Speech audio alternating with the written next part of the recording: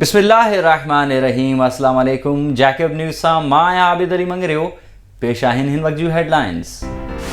जैकबाबाद जे जुड़िया चौक वारे इलाइक़े मां 22 वरियनि जी मसमात अशरफ ज़ाल ज़ुल्फ़कार जखरानी जो पुरस्रार मौत।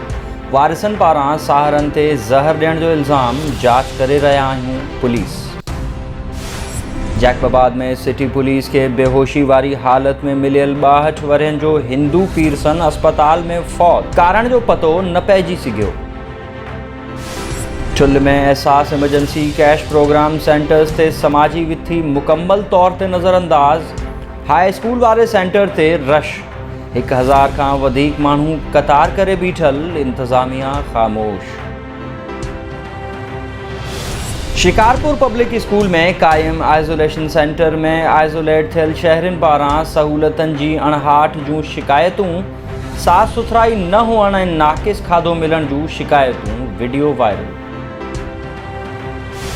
ही हुयूं हिन वक़्त ताईं जूं ख़बरूं। वधीक तफ़सील लाइ विज़िट कयो असांजी वेबसाइट www.jacobnewsht.com ऐं फेसबुक ते फॉलो कयो। ॾिसंदा रहो जैकब न्यूज़, ख़बर खां हक़ीक़त ताईं।